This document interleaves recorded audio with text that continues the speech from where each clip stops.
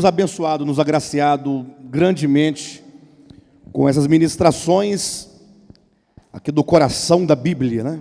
Do coração da Escritura, capítulos 14, 15, 16 e 17. Hoje nós queremos falar o último tema específico, a fim de que todos sejam um.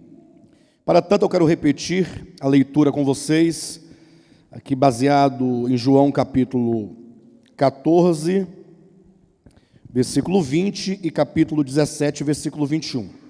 14 e 20 diz assim: naquele dia, vós conhecereis que eu estou em meu Pai, e vós estáis em mim, e eu estou em vós. Ok? Capítulo 17, versículo 21. A fim de que todos sejam um. E como és tu, eu vou ler do 21 até o 26, tá, amados? Acompanha aí. A fim de que todos sejam um, e como és tu, ó Pai, em mim, e eu em ti, também sejam eles em nós, para que o mundo creia que tu me enviaste. Eu lhes tenho transmitido a glória que me tens dado, para que sejam um, como nós o somos.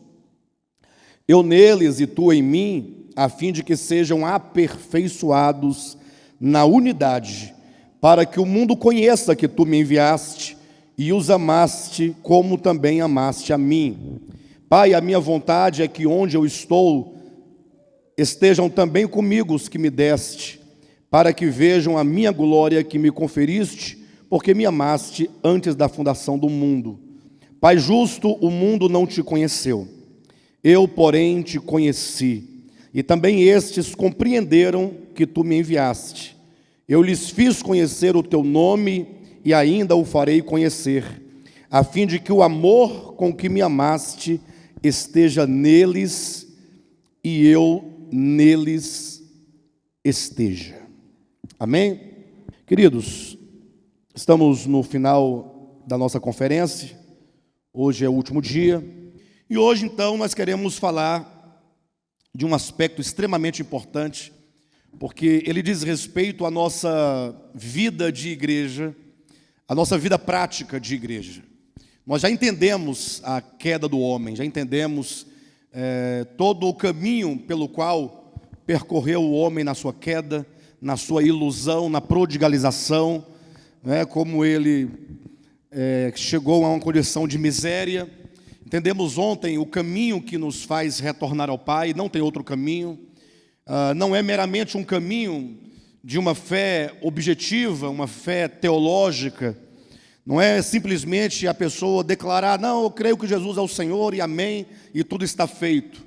Lógico que existe esse aspecto de declaração inicial, como o próprio Paulo diz em Romanos, no capítulo 10, todo aquele que invocar o nome do Senhor será salvo, aquele que confessar com seus lábios e crer no seu coração, esse será salvo.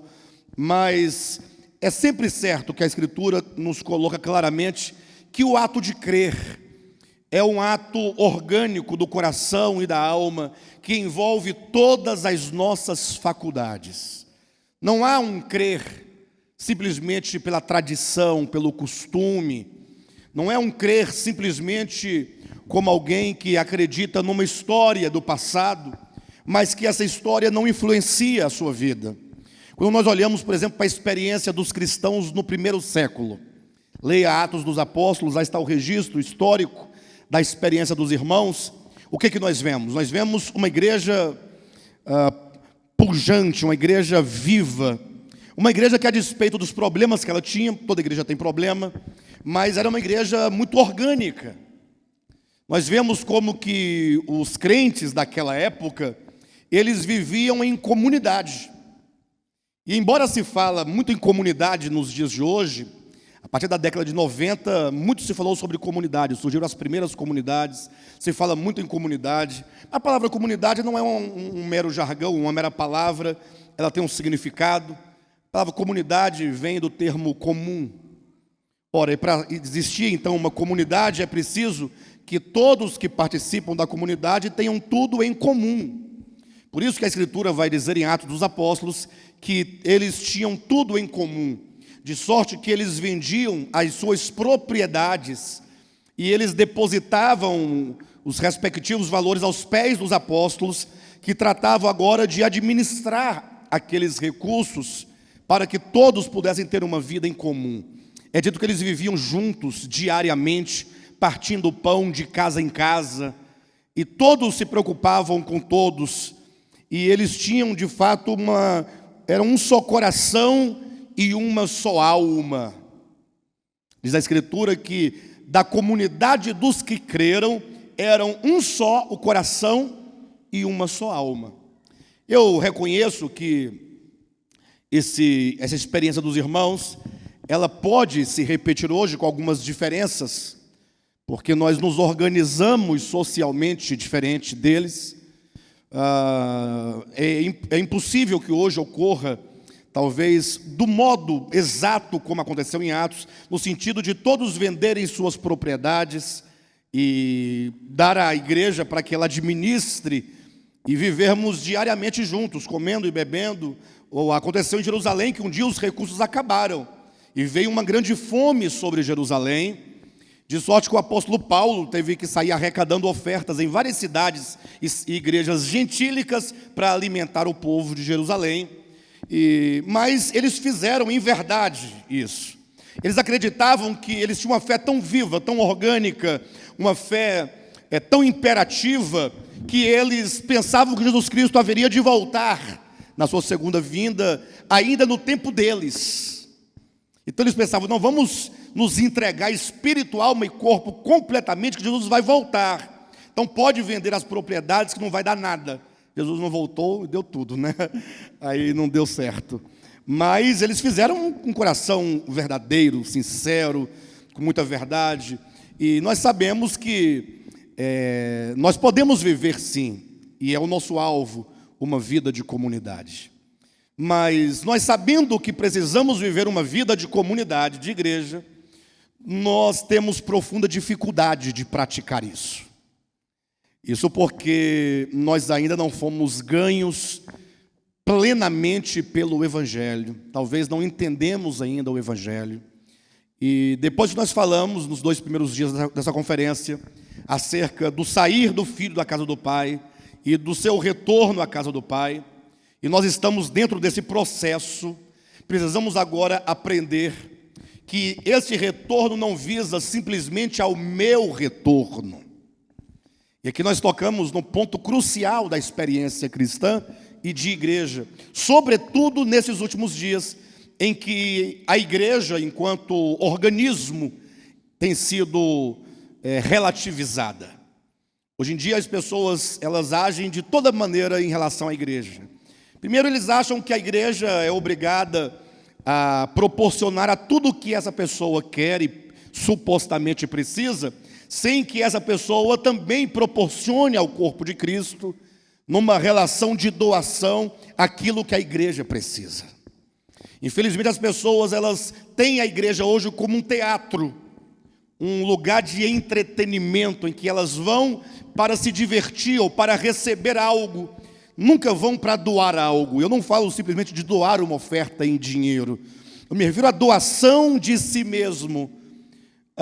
Quando a Bíblia, a Escritura, fala sobre a igreja, compara um corpo, e diz que esse corpo, sendo um, tem muitos membros, e que esses membros, eles não vivem em função de si mesmos, e eles não existem para si mesmos, mas que todos os membros, cada um individualmente, vive em função do corpo. Ora, os olhos não são olhos para serem olhos, eles são olhos para iluminar e dirigir o corpo. Assim como a boca não é boca simplesmente para ser boca, mas para alimentar o corpo, ou para manifestar o corpo. E assim cada membro do corpo vive em função do corpo e não em função de si mesmo. Quando então o membro não procura uma igreja para ter os seus desejos satisfeitos, ocorre de ele relativizar a igreja a tal ponto de considerar que ele não precisa estar com a igreja, não precisa congregar. Hoje em dia se fala muito em congregar em casa, Não, eu congrego em casa pela internet. Eu acho isso muito egoísmo de uma pessoa que quer receber, mas não quer dar. É um egoísmo sem medida. Mas isso é apenas um sintoma, isso não pode ser colocado em termos de apontar o problema, mas é um problema que existe, jaz na alma, está ali, porque trata-se de uma alma que não compreendeu a razão da sua existência. Não é? Então muitas pessoas falam, não, eu sou cristão, amo Jesus Cristo, mas eu congrego em casa. E eu não entendo como é que se congrega em casa, porque o termo congregar traz aí duas raízes, né? Uma, o prefixo com, que é o prefixo de mutualidade, só pode haver congregar, cooperação, né? Companheirismo, se houver uma relação. Não existe a ideia do cooperar, do congregar, né? Do companheiro, do que mais? Da cooperativa, que mais? Desculpa, não... de uma coordenação, se não houver relação. É um prefixo de mutualidade. Não tem como eu estar na minha casa, isolado de todos vocês, e afirmar que eu estou congregando. Até porque o radical da raiz dessa palavra, congregar, é uma raiz que fala de um rebanho. Então, congregar é um rebanho reunido. E eu não estou falando de igreja institucionalizada. Embora nós precisemos de ter um local comum, às vezes alugado, às vezes próprio, mas o fato é que o congregar não requer necessariamente essas condições materiais. Ou seja, o local é necessário por uma razão muito óbvia. Onde nós teríamos essa conferência se não fosse aqui, na sua casa? Não cabe, não dá certo.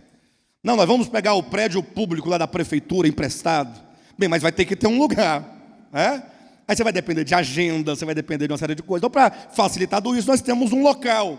Mas o congregar, ele é orgânico, ele não depende da estrutura física, não depende de um CNPJ. O congregar é uma relação de coração, de almas, né? Só que as pessoas não entenderam a sua dependência. E isso por causa do pecado. Toda sorte de individualismo é uma forma de egoísmo. Isso porque Deus não criou você para que você seja simplesmente você e para você mesmo e tudo em torno de você. Nós aprendemos pela Escritura que o supremo propósito de Deus tem em vista, sobretudo, a pessoa do Filho de Deus, em quem, por meio de quem e para quem todas as coisas foram feitas. Se existe um eu no universo, para quem tudo existe, em quem tudo existe, este é o Logos eterno, é o Cristo de Deus.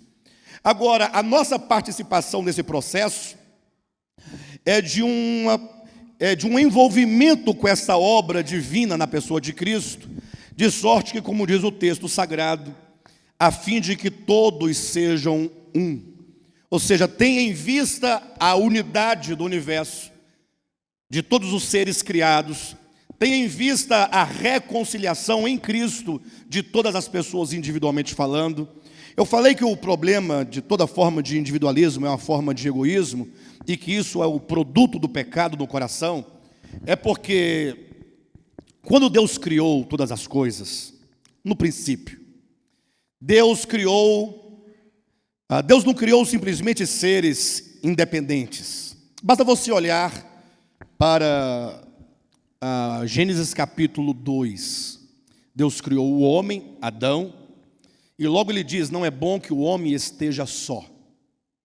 É certo que sempre se aplica isso ao casamento, não é?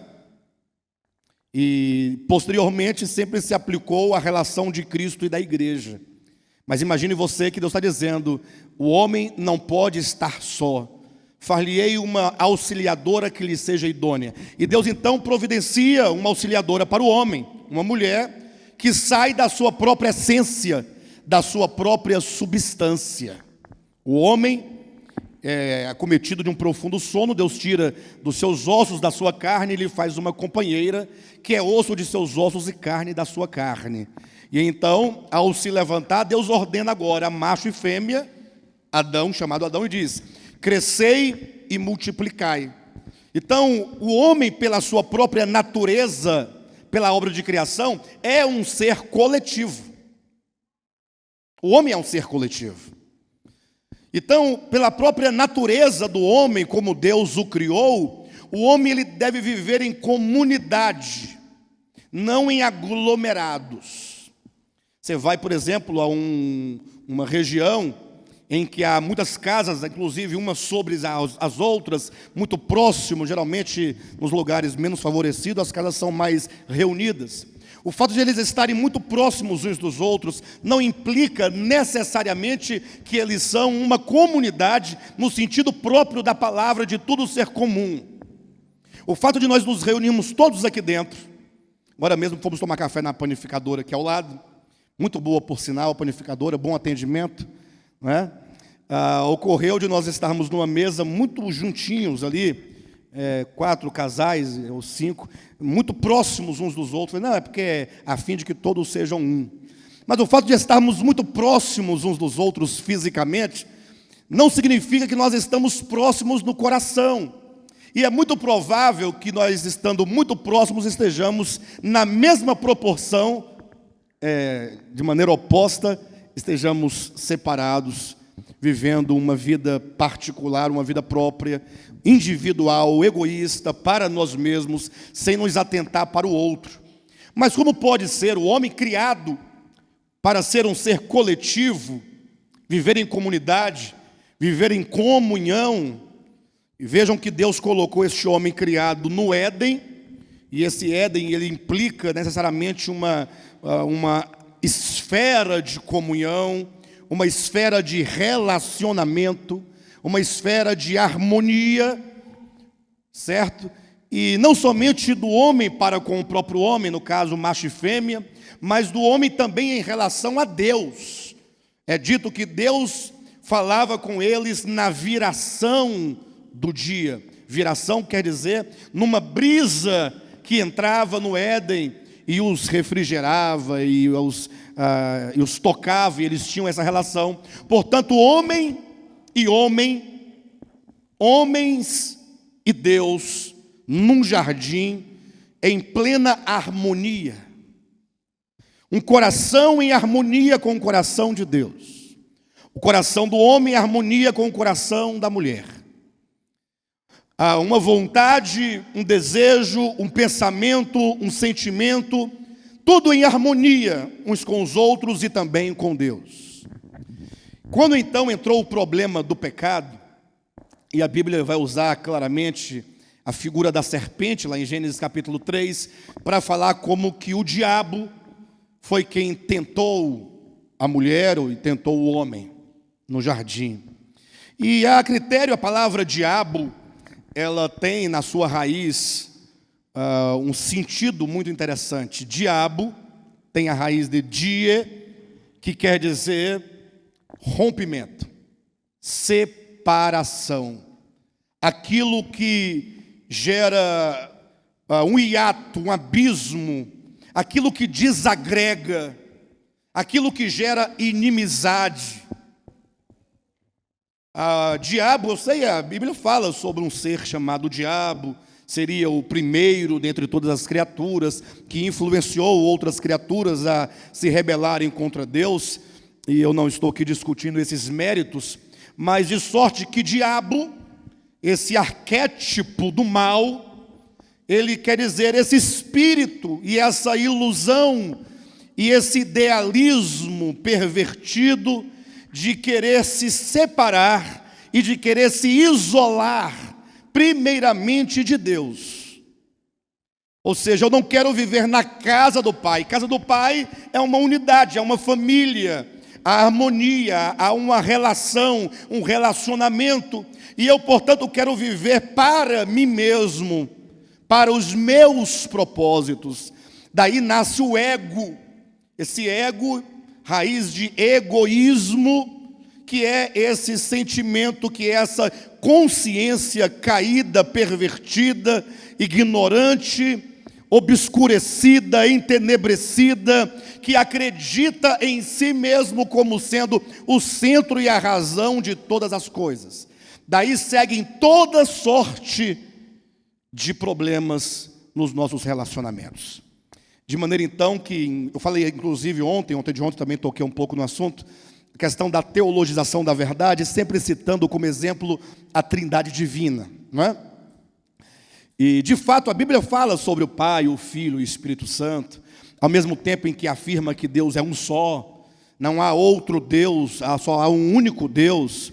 De repente aparece um Deus verdadeiro, o Deus chamado Pai, o Deus verdadeiro chamado Filho, aí vem o Espírito Santo. E os cristãos, de uma maneira geral, acabam tomando tudo isso como fórmulas, né, como conceitos, como doutrinas ortodoxas. E aí eles se envolvem numa luta e numa guerra para saber quem está certo, quem está errado, quem sabe mais, quem sabe menos, quem é de Deus, quem é do diabo, quem é herege, quem é santo, quem é profano, quem é perverso. Inclusive, não sei se vocês sabem, nós cantamos aqui hoje essa última canção, Eu e Deus Somos Um, e ela é de um grupo chamado Voz da Verdade, um grupo de São Paulo.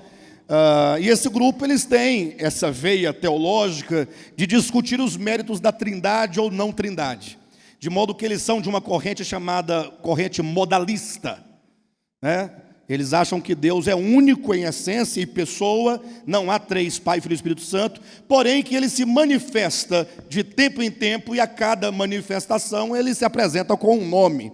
Ele diz assim, é como o pastor Renato, que é um só, mas na casa dele ele é o esposo da Heloísa, no trabalho dele ele é o tenente Sena e na igreja ele é o pastor Renato. É uma pessoa só, que tem várias manifestações a depender de onde ele se encontra.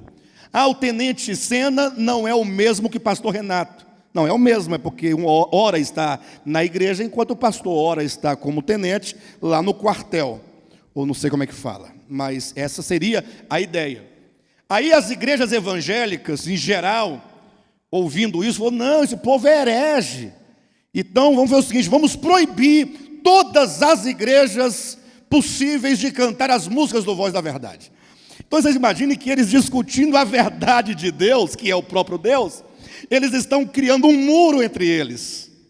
Ou seja, a doutrina formal se tornou um muro quando o assunto é Deus. Eu pergunto aos irmãos, compreendem isso?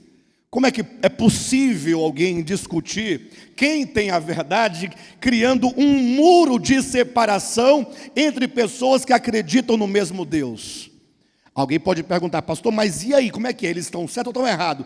Aí você está indo pelo mesmo caminho. Nós não temos que nos preocupar com essas coisas. Até porque o conhecimento não é algo que se impõe. Conhecimento, sobretudo, conhecimento das coisas divinas, as coisas metafísicas referentes a Deus, isso é uma questão de crescimento. Hoje você fala algo com alguém que ele te xinga e não consegue entender ou aceitar o que você diz.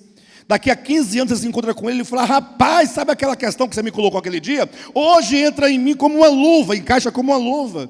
É preciso tempo para que as pessoas assimilem a verdade. Ninguém pode aprender a equação do segundo grau sem que antes aprenda 1 mais 1, 2 mais 2, 3 mais 3, 2 vezes 3, e assim por diante. É por etapa, é devagar, é processual, é passo a passo. Então não temos que discutir esses méritos.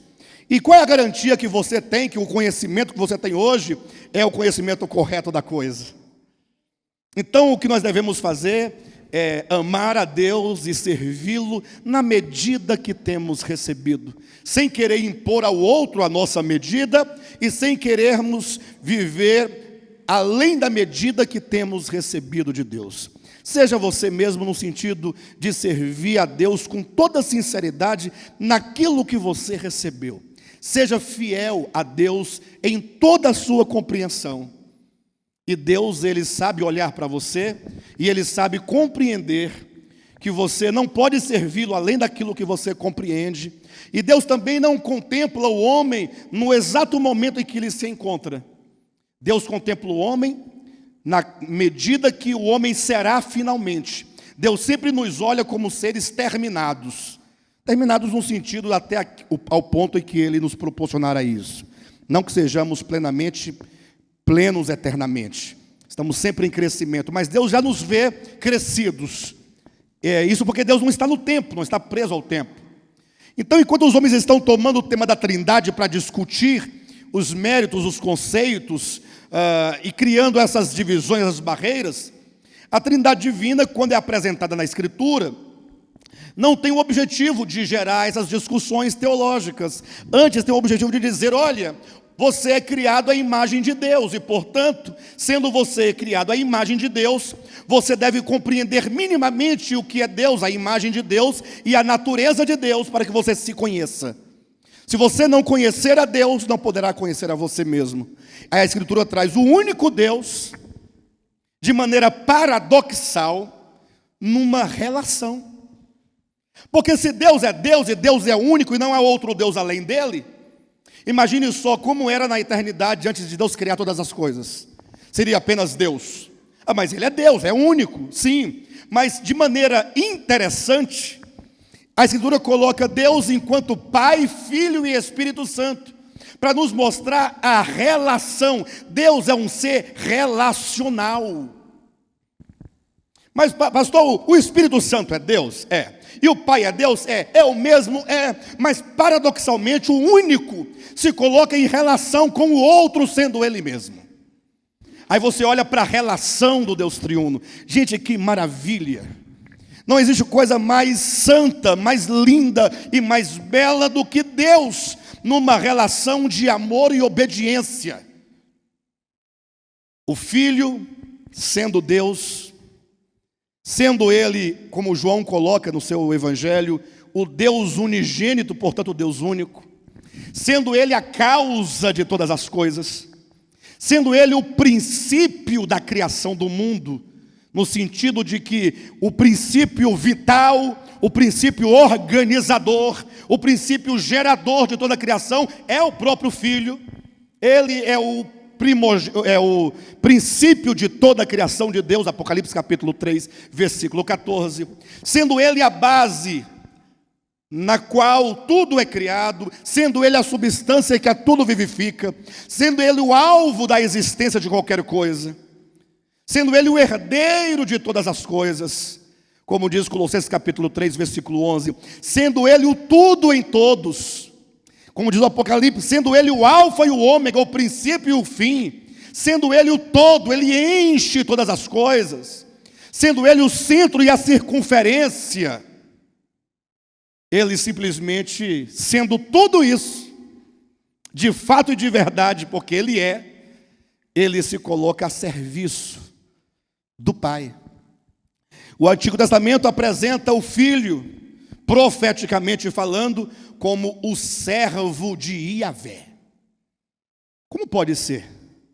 Ele não deveria estar num trono bem alto de ouro, puro, um ouro branco, como diz o Apocalipse, de tão branco chega a ser transparente, um ouro jamais visto em todo o universo, com uma coroa grande na cabeça, um chapéu bem grandão, um cetro, e ele com senho bem franzido, porque afinal ele está cansado dessas criaturas bestas e idiotas que nós somos, exigindo de nós que nós fizéssemos isso ou aquilo outro, porque assim são as pessoas, quanto maior o posto, mais ela olha com desprezo para aqueles que estão abaixo deles. Assim é o mundo, vocês sabem disso. Eventualmente aparece uma pessoa mais quebrantada e tem uma boa relação com um subordinado, mas no geral, inclusive tem que se manter uma postura de superioridade para não banalizar a coisa. Não é assim que nós pensamos, não é verdade? Agora esse que é o maior de tudo, ele se torna o servo de Iavé. E não somente se torna o servo no título, porque quando trata de igreja nós temos um grande problema dos títulos. Os títulos não são atraentes, né? As pessoas querem ser alguma coisa ainda que não façam nada. Elas querem nem que seja um título de alguma coisa. E eu sempre costumo citar o exemplo do pastor Renato, não dele, mas que ele um dia falou, porque chega a ser cômico, se não fosse trágico, né, pastor? Quando ele diz assim que na igreja, quando não tem mais cargo nenhum, se cria o cargo de terceiro vice-presidente da campanha do quilo. Campanha do quilo, para quem não sabe, é o irmão que é responsável em pegar os quilinhos de alimento que os irmãos trazem para montar as cestas básicas. Então traz 1 quilo de sal, aí o outro irmão traz o quê? 1 quilo de sal, né? Aí um outro irmão traz mais 1 quilo de sal. Aí quando os irmãos, vamos parar de trazer sal, aí os irmãos começam, aí traz 1 quilo de fubá. Aí o outro traz 1 quilo de fubá, e o outro mais 1 quilo de fubá. Aí o irmão, presidente dessa campanha, dá os avisos, irmão, já chega de fubá, e começa 1 quilo de farinha. Depois 1 quilo de farinha, todo mundo traz farinha. Aí esse irmão, que é o presidente da campanha do quilo, monta as cestas básicas para distribuir para os necessitados. Coitados dos necessitados, né? Só ganha sal, fubá, farinha. Aí daqui a pouco tem um irmão que quer sair da igreja porque não tem cargo nenhum, o pastor vê que não tem lugar para ele. Não, então você vai ser o vice-presidente da campanha do quilo. Você vai auxiliar o irmão do quilo. Aí daqui a pouco vai nomear o outro, você vai ser o vice do vice-presidente da campanha do quilo, até chegar no terceiro vice-presidente da campanha do quilo. Ou seja, tem que ter um nome, um título. E Cristo não tinha apenas o título, ele disse, Pai, ó Deus, aqui estou, preparas-me um corpo, porque eu vou realizar toda a tua vontade. E então esse Cristo de Deus se torna efetivamente o servo que vem, e ele se torna não somente o servo de Deus, mas também o servo dos homens, porque ele vem para servir os homens, e não é qualquer tipo de homem não, são homens pecadores, mas não é simplesmente homens pecadores, são homens pecadores e perversos que o rejeitam, que o humilham, que o perseguem, a ponto de matá-lo, sem antes cuspir na face e desprezá-lo, e ainda assim ele servindo, porque o Espírito de Deus, o Espírito de Cristo, ele é por natureza um espírito de serviço. Deus não somente é um ser relacional, mas é um ser que não sabe outra coisa senão doar-se a si mesmo. Isso é Deus. Agora quando o Filho volta, aí o Espírito Santo agora se propõe a vir para falar e testemunhar do Filho. Agora o Espírito Santo se torna o servo do Filho de Deus, é um servindo ao outro. E quando o Filho então volta, ele não encontra um pai que diz, muito bem, você fez, não foi muito bem, não, está de parabéns, está ótimo. Não, aí é o pai que diz, Deus, o teu trono permanece para sempre. É um cedendo a honra ao outro, é um cobrindo o outro de honra, um relacionamento de amor. Leia João capítulo 14, leia João capítulo 15, quando Jesus por diversas vezes vai declarar, porque eu amo o meu Pai, eu guardo os mandamentos do meu Pai.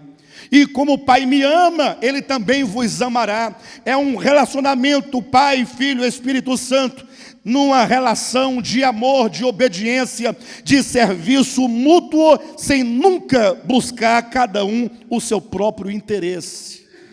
E quando Deus então, esse Deus trino, esse Deus relacional, e nunca mais olha o Deus trino do ponto de vista da doutrina, do modalismo, do trinitarianismo, senão que você deve olhá-lo do ponto de vista orgânico, da relação, do amor, da obediência, do serviço, da harmonia, daquele que sendo, não é, ou se faz não ser, ainda que por breve tempo, aquele que sendo abre mão do ser. Então, quando Deus cria todas as coisas, Deus o cria dentro do mesmo princípio, o princípio da unidade. A criação foi criada em Deus, nele. E o próprio Deus é vida na criação. De sorte que a criação original de Deus era uma unidade com Deus.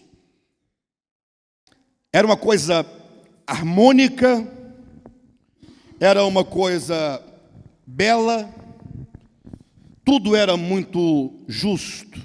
Cristo como centro de tudo, como sendo a substância em tudo, como sendo a circunferência de tudo, tudo muito harmônico. Aí entra o diabo. E aí os cristãos por anos e anos, séculos e séculos, discutindo sobre o diabo. Uns pintando-o de chifre, de rabo, de capa vermelha, de legue Desenha o diabo de leg. Ou não é assim? De leg. Calça leg. Vermelha. Aquela capona preta. O garfo de 3 dentes. O chifre. O cheiro de enxofre. Enquanto isso, esse diabo assim desenhado, esse diabo tão rejeitado por todos, até o ateu que não acredita que tem diabo, só fala: sai daqui, diabo. Não quer saber do diabo. Mas enquanto estão pintando esse diabo está tão vivo dentro do homem, dentro de todos os corações, tão presente, tão orgânico na essência humana, porque diabo é divisão, é separação. Pastor, mas e o Lucifer não é o diabo? Deixa ele lá, ele também é diabo, tá bom. Mas nos preocupemos com o diabo dentro de nós. Nos preocupemos com o espírito de divisão dentro de nós. Nos preocupemos com esse espírito perverso que dentro de nós ignora completamente a vida de Deus em nós, ignora a vida de Deus no outro, que nos faz pensar que nós não somos uma família em Deus, mas que nos faz pessoas facciciosas, que se divide primeiramente dentro da própria casa e depois dentro da própria cidade, depois dentro do próprio estado, depois dentro do próprio país. E vivemos sempre olhando os homens. Não, uma coisa são os brasileiros, outra coisa são os muçulmanos. Olha a ignorância. Não existe relação entre brasileiro e muçulmano, existe? Essa relação, ela é adequada? Se eu quiser criar uma relação de oposição, tem que falar brasileiro e francês, porque são 2 nacionalidades. Muçulmano não é nacionalidade. Porque os muçulmano é uma religião, é aquele que segue ao Islã. É uma religião, não vamos entrar nos métodos da religião. Mas o povo está preocupado com os muçulmanos, e a quantidade de muçulmano que já mora no nosso meio há muito tempo. O fato é que o diabo, enquanto arquétipo do mal, enquanto símbolo do mal, ele traz na sua própria estrutura, a sua palavra, essa ideia de separação, de rompimento, de divisão, fracionamento, de modo que quando Deus então criou o universo, Deus criou ele numa unidade. O universo é uma coisa só em Deus, porque o elemento que gera a unidade em toda a criação é a presença orgânica e imanente do próprio Deus enquanto vida. Quando então houve a queda de Lúcifer e a queda do homem, foi exatamente a entrada desse pensamento perverso e pervertido que rompeu com o Criador e que rompeu com toda a casa do Criador, com toda a criação do Criador. Os homens, portanto, se tornaram egoístas, se tornaram egocêntricos, e isso em razão muito simples, primeiramente da ilusão. Em Gênesis nós vamos ver como se desdobrou esse egoísmo, esse ser diabólico, essa mente diabólica, esse coração diabólico, que a tudo divide e separa em razão do ego, em razão do eu. Nós temos primeiramente a ilusão de Adão, falamos disso já até então, bastante. Nós temos depois, essa ilusão é o que se pensa acerca de si mesmo. Agora imaginem vocês que depois de pensar demasiadamente acerca de si mesmo, pensar além do que convém acerca de si mesmo, Caim, então, dando sequência nessa queda, ele é aquele que se retira da presença de Deus. Portanto, o homem, ele pensa mais do que convém acerca de si mesmo, ele se retira da presença de Deus, numa separação não geográfica. Não é uma separação. Como é que o homem se retira da presença de Deus? Tem como? Olha, se Deus está em todos os lugares, Ele é onipresente. Davi falou sobre isso no Salmo 139. Para onde fugirei do teu espírito? E olha que se eu descer ao mais profundo do abismo, chegar até ao inferno, lá tu estás. E se eu subir na mais alta montanha, no topo do lugar mais alto, lá também tu estás. Então não posso fugir da tua presença. Mas como é que Caim fugiu da presença de Deus? Como é que ele se retira da presença de Deus? Simples, esse se retirar da presença de Deus, ele ocorre na consciência e no coração. Quando o homem enganoso, Jeremias capítulo 17, versículo 5, ele se torna o homem maldito, porque agora ele confia em si mesmo. Maldito o homem que confia em si mesmo. O homem que confia no homem quer dizer um homem que não confia em Deus. Porque o oposto está: bem-aventurado o homem que confia no Senhor. Ora, se aquele que confia no Senhor é bem-aventurado, maldito é o homem que confia no homem, confia em si mesmo, que faz do seu braço mortal a sua força.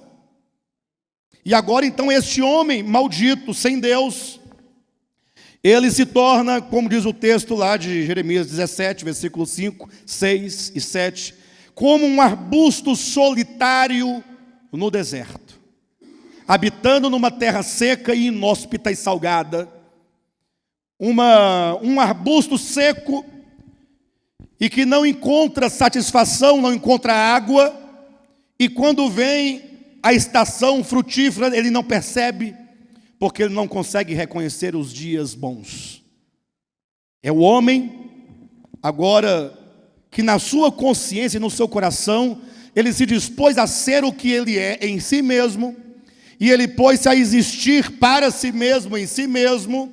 É aquele filho pródigo que fala: pai, vou sair da sua casa, não quero nada com você. É este homem.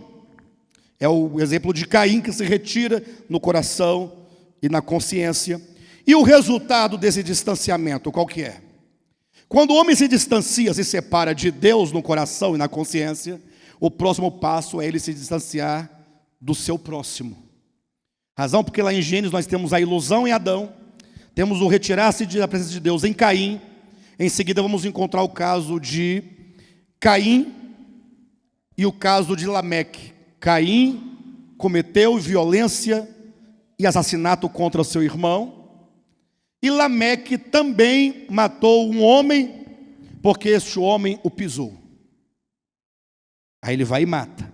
Aí nós temos a violência, e o homem então entra num processo e um ciclo interminável de violência de uns contra os outros. E por isso é dito em Gênesis capítulo 6, que chegou o momento da queda do homem, que a terra se encheu de violência.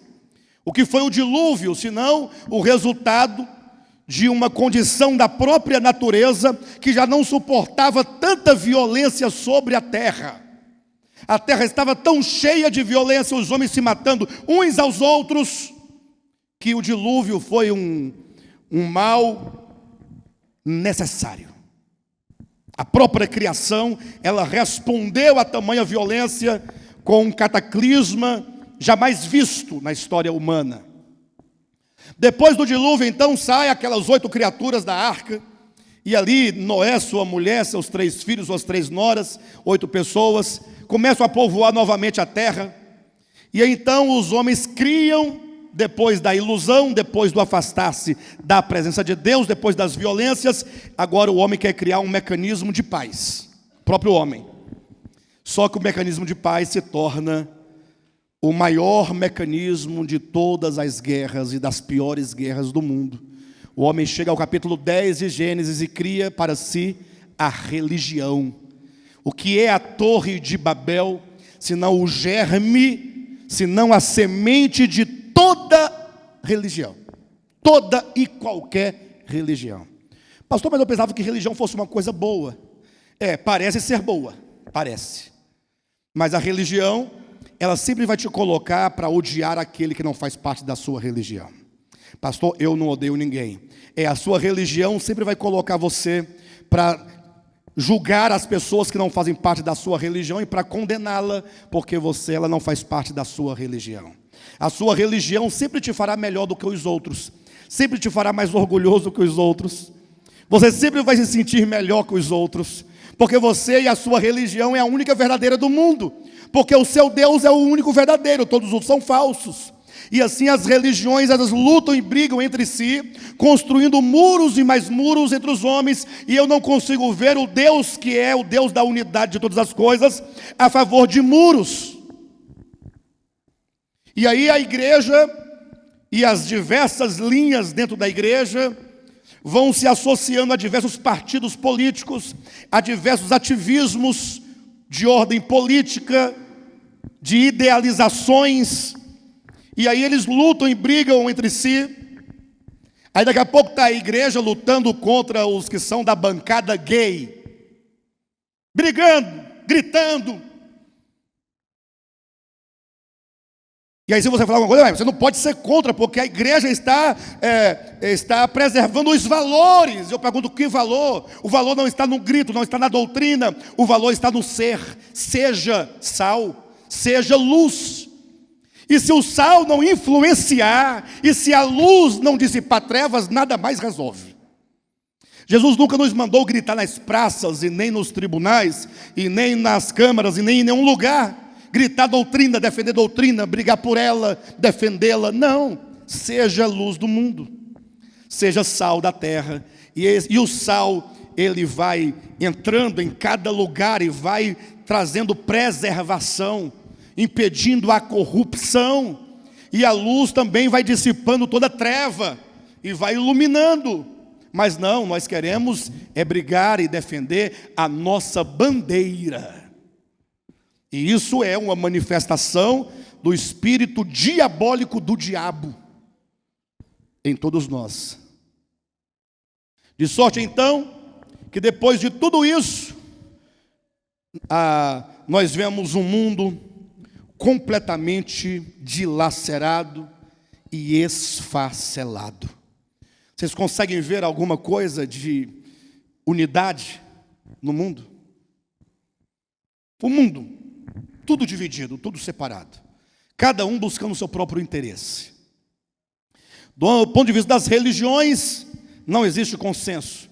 Qualquer tentativa de aproximar-se ou aproximação de qualquer religião com religião, a religião que se julga mais certa vai falar assim, ecumenismo. Está se cumprindo a profecia, ecumenismo. Está vendo? Aqueles lá que se diziam certo agora estão se unindo aos errados. Se você estender a mão para alguém que não é da sua religião, ecumenismo. A religião, ela prega a separação e ela não aceita a unidade. E a unidade não está nos nossos pontos de vista, está na nossa essência do ser, porque Deus é um. Mas Deus é trino, exatamente porque Ele é trino, Ele é um. Porque a grande verdade é que Deus é um, e Ele se revela trino para que você veja que o ser trino é ser um. Ou seja, Ele se mostra três, para que você veja que eles vivem em plena harmonia. E o contrário desta harmonia é o pecado. É o pecado, que vai gerar toda sorte de individualismo, de divisão, de contenda.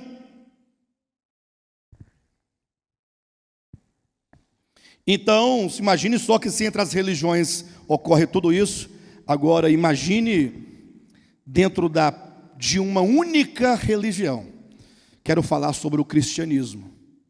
Quero falar sobre a condição da igreja contemporânea no mundo, no Brasil e, sobretudo, a nossa própria condição. Não é? Quando nós lemos o capítulo 17 de João, nós temos aqui a chamada a oração sacerdotal de Cristo. Lógico, esse título ele não existe no texto original, foi colocado posteriormente, mas bem devido, porque nós temos aqui uma oração de Cristo ao Pai. E essa oração, se é uma oração intercessória, ela é uma oração sacerdotal, uma vez que o ofício do sacerdote é a intercessão.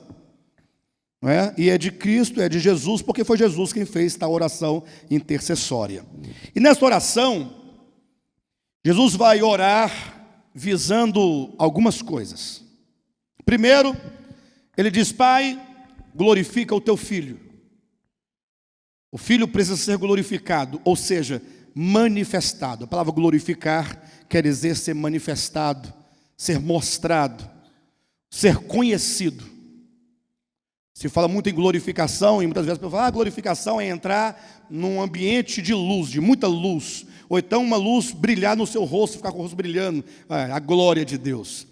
Se você ler atentamente o capítulo 17, eu não tenho tempo para discorrer isso, mas a glorificação consiste na revelação daquilo que Ele é, em mostrar ao mundo, aos homens, ao universo, aquilo que Ele é. Quando o Filho diz: Pai, glorifica o Teu Filho, mas glorifica-o com a mesma glória que eu tive junto de Ti, antes que houvesse mundo. É como que Ele dissesse: Pai, antes de haver mundo, eu estava do seu lado, sendo eu a própria sabedoria, sendo eu a própria vida, a quinta essência do Teu ser, sendo eu a Tua vida que seria dispensada para a criação. Então, Tu sabes quem eu sou, eu não preciso de ter o Teu testemunho a meu respeito, porque Tu mesmo sabes quem eu sou, porque Tu me escolheste, me ungiste, me elegeste antes da fundação do mundo para ser tudo o que serei em relação à criação.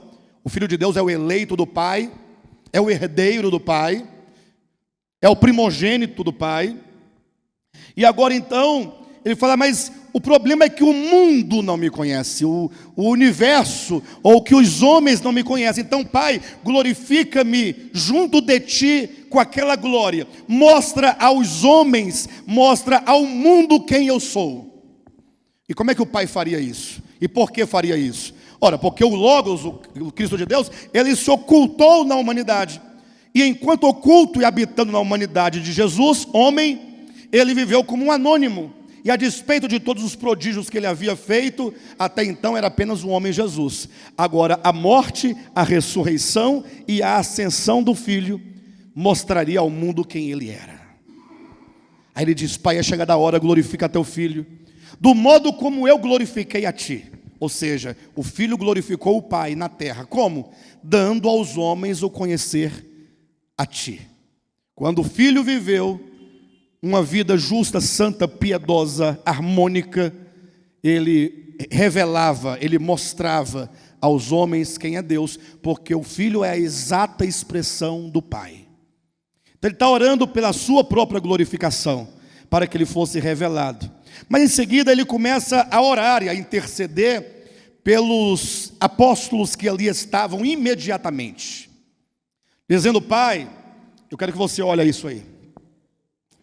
Versículo 9. É por eles que eu rogo, não rogo pelo mundo, mas por aqueles que me deste, porque são teus.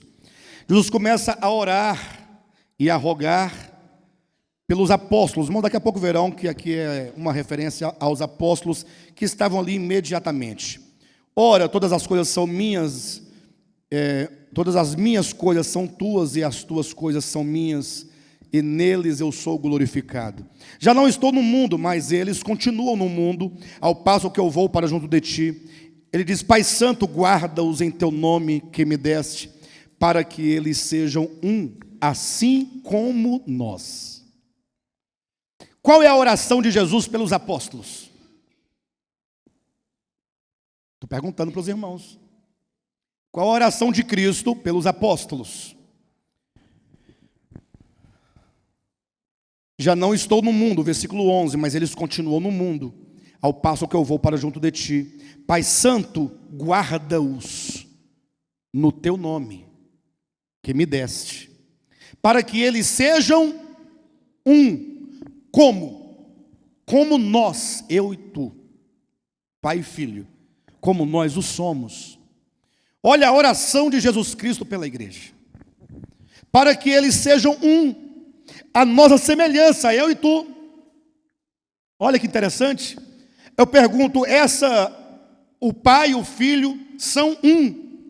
Está tratando aqui de Trindade Divina? Se tivesse, seria possível aplicar esse princípio a nós?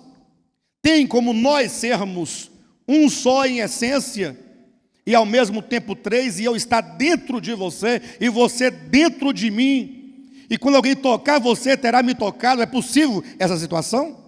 Não é possível. Assim como eu e tu somos um, que eles também sejam um só coração, uma só alma, um só espírito, um só pensamento, buscando cada um o interesse do outro e não de si mesmo. E nesse ponto eu quero parar um pouquinho a leitura e demonstrar em Filipenses capítulo 2, qual é o Espírito de Deus, qual é o Espírito do diabo. Você vai entender exatamente quando você está inspirado pelo Espírito do demônio e quando você está inspirado pelo Espírito de Deus. Aí nós vamos perceber que nós estamos muito mais para o lado do demônio. Filipenses. Isso é bom, irmãos. Alguém ouve assim eu pregando e fala assim: mas você está falando por quê? O que você acha que você é? Não, eu estou falando de todos nós.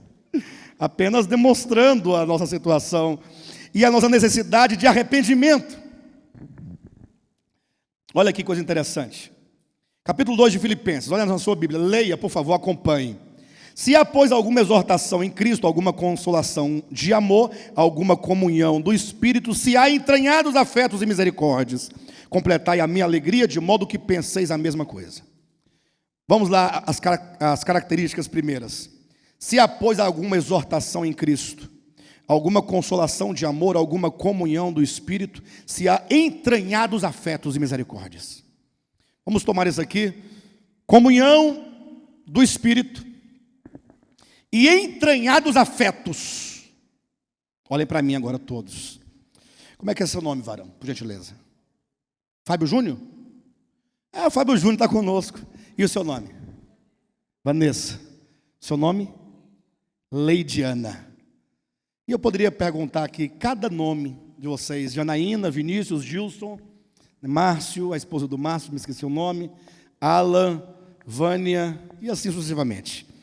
Pense comigo, cada um individualmente, em nome de Jesus. Nós somos igreja, não somos, irmãos? Sim ou não? Povo de Deus. Nós cremos nisso. Nós cremos no Evangelho? Sim ou não? Por favor, me ajuda aí. Cremos. Você tem dúvida, não precisa responder. Agora, de repente, vem o apóstolo Paulo perguntando se há comunhão do Espírito. Olhe para mim. Pense sobre você, não pense sobre o outro. Há comunhão do Espírito. Comunhão. Comunhão. Comum. Não é comunhão. Comunhão, não. É comunhão. Pastor, eu falar nisso, eu até queria falar isso mesmo, expor isso, porque quando eu era pentecostal, eu tinha muita comunhão com o Espírito Santo. Chacara lá na manaia, né? Mas agora nessa igreja acabou minha comunhão toda. Eu não falo mais de chúria, de mantos, cantos, terra. Não falo mais, pastor. Minha comunhão com o Espírito acabou. Ainda bem que acabou, porque isso aí não é comunhão com o Espírito. Se tem coisa que mais gera divisão numa igreja, é a pessoa que supostamente tem alguns dons, que tem seus privilégios. Dom é para servir. Ser membro é para servir. E o dom é a função de um membro, mas de repente está lá um membro falando em línguas estranhas e dizendo que o outro não fala porque ele deve supostamente ter algum pecado oculto.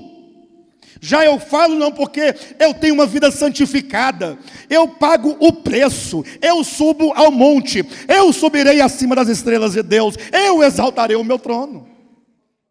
Isso é comunhão com o Espírito Santo. Eu, não pode. Comunhão do Espírito é a comunhão que todos nós devemos ter na base da unidade que nos faz um. Por que será que eu, Alexandre Rodrigues, vivo tão harmoniosamente com as minhas filhas? E por que, a despeito de tudo que elas fazem, eu ainda continuo buscando sempre o melhor? Mas quando diz respeito aos filhos do Vinícius, eu não estou preocupado com os filhos dele. Não é assim ou não é? Cada um na sua. Ora, porque tratando-se dos meus filhos, eu entendo que há uma relação de unidade. São meus filhos, meu sangue corre ali naquelas veias. São meus. Isso é verdadeiro, não? Agora, e quando eu começar a transferir isso para vocês todos imaginar, todos vocês são meus irmãos, porque o nosso pai é único, é só um pai. Só é um pai. E portanto existe um princípio de unidade espiritual, biológico, de Deus em todos nós. E portanto essa comunhão do Espírito é o que nos faz um só. Razão porque o apóstolo continua dizendo: se há entranhados afetos de amor. Pergunto, há entranhados afetos de amor em nós? Eu estou falando de igreja. Não vamos expandir para o mundo, que é muita coisa. Vamos só a nossa igreja, que são 25 membros. É muito pouco. Não é pouco?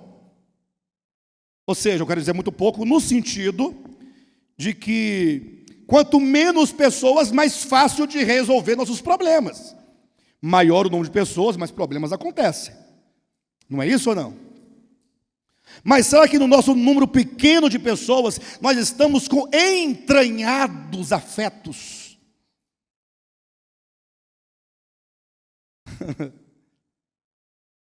Não é difícil falar a verdade. Pastor, mas por que a gente não consegue esses entranhados afetos? Por causa do diabo. O diabo, então vamos repreendê-lo. Calma, ele está aí dentro de você.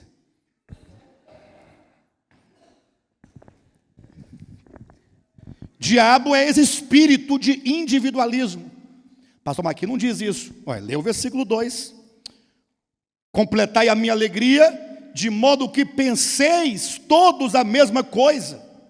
Tenhais o mesmo amor, sejais unidos de alma, tendo o mesmo sentimento. Esse é o Espírito de Cristo. Esse é o Espírito a fim de que todos sejam um. O alvo do Evangelho e a meta do Evangelho é esta: Pai, eu rogo para que eles sejam um. Como eu e tu somos um, que eles também sejam um. Guarda-os, guarda o coração, guarda a mente, que eles recebam o Evangelho, que eles compreendam o Evangelho, que o Evangelho ganhe suas vontades, suas emoções, e que tu, ó Pai, guarde o coração deles, para que o diabo não entre neste coração. É a mensagem de João capítulo 17, é esta unidade, é esse coração, um coração que foi redimido do pecado, redimido do individualismo, redimido de qualquer coisa, da queda, do mal. Capítulo 17 de João vai dizer, para livrá-los do mal. Versículo 3, nada façais por partidarismo. Nada façais por partidarismo. O partidarismo é o espírito do diabo. É Lúcifer caído. Nada façais por vanglória, mas por humildade, considerando cada um os outros superiores a si mesmo. Não tenha em cada um em vista o que é propriamente seu, senão também cada qual o que é dos outros. Que Deus tenha misericórdia de todos nós. Mas o problema é que nós estamos nos deparando com tão grandes verdades agora. Nós crescemos aprendendo tudo diferente e sendo incentivados a sermos diabos. Embora dissesse que deveríamos ser como Deus, mas toda a orientação prática era para que nós fôssemos diabos. O diabo Vinícius, por gentileza. A diaba Janaína, por gentileza. Não é o diácono Vinícius, não é o diabo Vinícius. Gente do céu. Olha o versículo 5. Tende em vós o mesmo sentimento que houve também em Cristo Jesus. Olha que coisa maravilhosa. O que é ser cristão? É fazer parte do cristianismo budista. Como é que é o nome das religiões aí? Budista, muçulmano. Não, católica eu não quero porque é cristianismo. Hinduísmo. Tudo do diabo. Você sabe o que é diabo? Você não sabe o que é diabo. Mas é do diabo, pastor.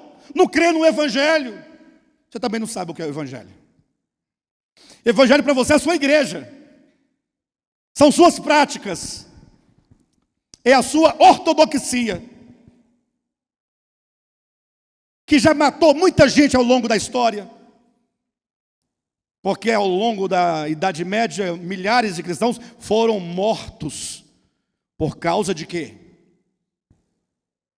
Por causa da verdade da Igreja Católica, da religião católica.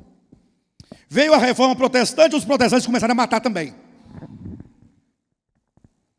Não está no gibi o número de pessoas que foram mortas pelos reverendos protestantes na América do Norte.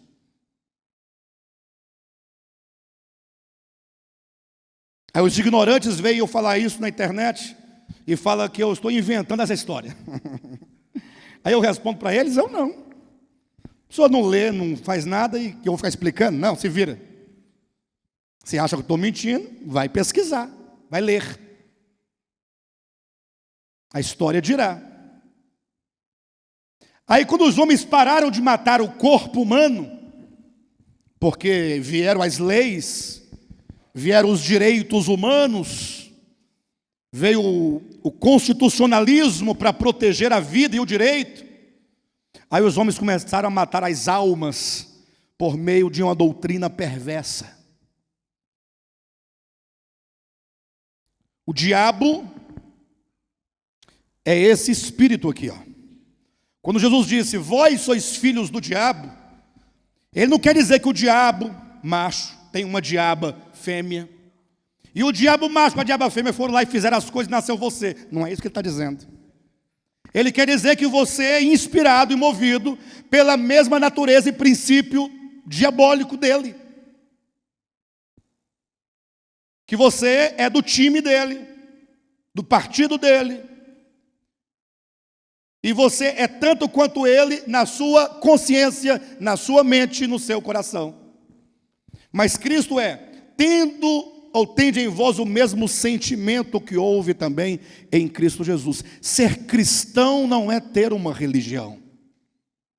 Ser cristão é você olhar para Cristo, o Cristo de Deus, e você falar assim, olha, este homem aí, ele é o cara. Ele nos mostrou na própria existência humana dele o que é viver em harmonia com o Pai, o que é viver em comunhão com o Pai, o que é viver para o Pai. Jesus foi homem, e enquanto homem, ele viveu integralmente para Deus. Em nenhum momento ele disse não para Deus, em nenhum momento ele se sentiu superior a Deus. Por isso que os TJs e outros ficam discutindo teologias, baseado nessa vida orgânica entre Cristo e o seu Pai. Porque Jesus falava assim, o Pai é maior do que eu. Está vendo aí, ó? O Filho não é Deus, aí vai para a doutrina da Trindade de novo. É o Espírito de Cristo, que sempre se coloca sob toda a vida. As palavras que eu digo não são minhas, são dele. As obras que eu faço não são minhas, são dele. Eu não vim glorificar a mim, vim glorificar a ele. É isso. Esse sentimento, tendo em vós o mesmo sentimento que houve também em Cristo Jesus, pois ele, sendo Deus, não julgou o ser igual a Deus. Olha que ele era, hein? E sendo, não julgou, como o outro que não era, fez. Aí começa aqui uma relação, uma comparação. Jesus Cristo, sendo igual a Deus, não julgou o fato de ser Deus. Outra versão diz que ele não se aferrou ao fato de ser Deus, não se agarrou, não se apegou à sua razão, ao seu ser. Aí ele poderia falar, não, sinto muito, senhor, me desculpe, com todo o respeito, data vênia, mas eu sou Deus, né, gente? Vamos colocar o pingo no i, né, pessoal? Eu sou Deus. Não cabe a mim esse papel de servir. Na verdade, eu não vou exigir que vocês me sirvam, mas se alguém tiver que servir, são vocês, eu não. Eu posso até abrir mão de que vocês me sirvam, agora vocês me colocarem para servir vocês, aí já é demais. Não é assim? Está aqui, ó. Sendo Deus, não se apegou ao fato de ser Deus, não julgou por usurpação o ser igual a Deus. Ao contrário de Jesus Cristo, o diabo, antes de ser diabo, Lúcifer, ele não era Deus. Não era. E não era nada, ele só podia subsistir em Deus. Mas ele desejou ser igual. E aí se revela claramente o espírito de Jesus Cristo e o espírito do demônio, do diabo. Antes, olha o que Cristo fez: a si mesmo se esvaziou, assumiu a forma de servo, tornando-se em semelhança de homens, e reconhecido em figura humana, a si mesmo se humilhou, tornando-se obediente até a morte de cruz. Tende em vós o mesmo sentimento. Fala para o seu irmão que está ao seu lado, por gentileza. Tende em vós o mesmo sentimento que houve também em Cristo Jesus. Eu sei que nós, os pregadores, temos esse costume de pedir que se faça isso. Alguns não gostam muito, ficam meio sem graça, outros têm resistência. Hã? Você não gosta? Você acha ruim, né? Pois é, mas é natural. Uns não gostam, outros têm resistência, outros acham ruim, outros acham desnecessário, outros pensam que é apenas um jargão. Mas vamos pensar um pouco sobre a nossa necessidade de ser cristão. Que tal nós fazermos essa conferência um marco na nossa vida? Não que sejamos totalmente outro amanhã, talvez isso não seja possível dessa maneira, mas que tal nós termos uma meta? Que tal nós termos um objetivo? Que tal nós pensarmos isso todo dia? Que tal nós começarmos a ter na oração: Senhor, olha, eu preciso ter esse mesmo sentimento. Senhor, ganha a minha visão. Senhor, me construa uma consciência nova em mim. Que tal se nós começarmos a pelo menos pensar que nós temos uma necessidade, portanto temos um alvo. Em algum momento nós temos que começar a pensar o assunto. Que tal nós abandonarmos toda forma de vida religiosa? Por mais que você julgue que essa sua vida religiosa seja boa, seja santa, mas que não é o Espírito de Cristo Jesus, não nos faz um. Sabe como é que você sabe se a sua espiritualidade ela está de acordo com o Evangelho ou não? É quando todo o seu comportamento cristão e espiritual te une cada vez mais às pessoas. Se o que você pratica em nome de Deus e para Deus te faz se afastar das pessoas, você se sente melhor do que os outros, superiores aos outros. Aí você começa a julgar as pessoas, porque tendo você como medida. A pessoa, um dia desse eu ouvi uma situação interessante. A pessoa nunca foi numa reunião de oração da igreja, em Taguatinga, nunca foi. Mas por alguma razão foi. No dia que foi, no outro dia estava assim, só tinha 7 irmãos na reunião de oração.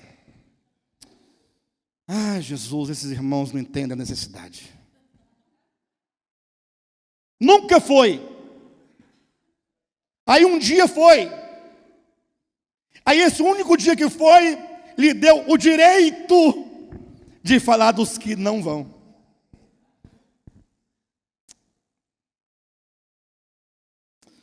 Eu fico pensando, o que esses irmãos pensam?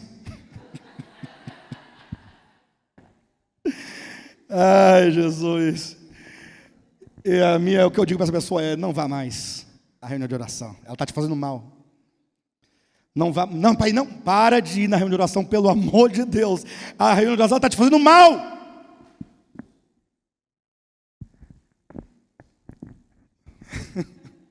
A oração que você fez não teve efeito sobre a sua vida. Vai ver que você estava lá orando pelos irmãos. Ó, Pai, tenha misericórdia desse povo que não vem. Pastor, mas não é para orar por misericórdia. Não, ore por você. Aí depois você vai começar a orar por misericórdia pelos outros, mas com amor, com simplicidade, sem cobrança. Deus não cobra nada. Deus não cobra nada. Pastor que fica no pé dos membros para fazer as coisas é um controle meramente humano e carnal. Deus não faz isso. Pastor Vinícius vai fazer? Pastor Alexandre, mas você assim, deixa o povo tudo solto. Mas é para ficar solto mesmo, não é amarrado não, gente. Tem que deixar o povo livre. para que o povo só faça aquilo que Deus quer que faça quando eles quiserem fazer. Se bem que Deus gostaria que nós fizéssemos hoje, mas a nossa resistência não pode ser vencida pela força, porque se Deus quisesse nos vencer pela força, já teria vencido há muito tempo. Mas Deus é paciente, Deus é longânimo, Deus aguarda. Deus inclusive entende o nosso momento. Então está aqui, ó. A si mesmo se esvaziou, assumiu a forma de servo, tornou-se semelhante de homem, reconhecido em figura humana, a si mesmo se humilhou, tornando-se obediente até a morte, morte de cruz. Então a nossa grande necessidade é exatamente esta, compreender. Que essa conferência ela possa nos mostrar o problema nosso em relação a Deus, a nossa ilusão, nossa deserção, nossa prodigalização, nossas misérias, necessidade de retornar ao Pai em reconciliação, pelo caminho que é Cristo, o caminho do amor que nos leva à obediência. Mas agora eu sabendo que eu sou um reconciliado em Cristo, com constante necessidade de reconciliação, agora eu preciso entender a minha reconciliação com os meus irmãos. E na parábola do filho pródigo está muito claro. Quando o filho mais moço voltou, quando o pai olhou para aquele filho reconciliado, o pai correu ao seu encontro, o abraçou. Olha só a unidade. Olha o amor. Beijou, o abraço e o beijo, símbolos da reconciliação. E o pai logo ordenou que trouxesse um vestido novo para o filho, colocasse sandálias nos pés e lhe colocasse um anel no dedo. Sandália, veste e anel, símbolos da posição de filho, uma posição recuperada, uma posição restaurada. Quando o filho saiu da casa do pai, embora filho, perdeu ele a posição de filho, vivia como escravo. Retornando para a casa do pai, ele é reestabelecido. Ele não é feito o filho que ele não era. Ele só é recebido porque é filho. Agora ele é reestabelecido ao lugar de onde ele nunca deveria ter saído. Porém ele saiu e agora ele volta à posição de filhos. É o que o apóstolo Paulo chama nas suas cartas, sobretudo em Romanos e Gálatas, de ruiostesia. É a posição de filho. É como ele diz em Gálatas capítulo 3, o capítulo 4, ele diz: e porque sois filhos? Tem uma razão. É que Deus nos deu o Espírito do seu Filho, que clama, Abba, Pai. Quer dizer que, porque somos filhos, que estávamos distantes, ao voltarmos ao Pai, esse Espírito do Filho de Deus, que é o único que pode nos fazer ver que somos filhos de Deus, porque o Filho de Deus, o Cristo de Deus, Filho, sempre teve tal consciência: eu sou filho, portanto obediente até a morte, em qualquer circunstância. Pai, seja feita a tua vontade, e assim procedo, ele diz, porque eu amo o Pai. Então é esse Espírito de Cristo que em nós nos leva de volta à consciência de que somos filhos de Deus. E uma vez que o Filho de Deus, o Espírito dele em nós, nos traz e nos gera tal consciência, a semelhança dele nós podemos declarar Pai. Eu digo Pai ao nosso Deus e nosso Pai, porque o Espírito do Filho de Deus, que tem tal consciência, gera em mim essa consciência. Então, uma vez restaurado a posição de filhos, estava lá o filho pródigo feliz. Diz a Bíblia que estavam cantando, dançando, uma grande festa, uma grande sinfonia, todo mundo alegre. Vinha lá do campo agora, o irmão mais velho estava trabalhando.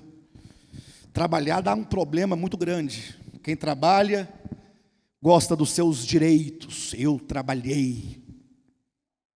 Cadê o meu salário, o meu pagamento? E essa relação com Deus não funciona.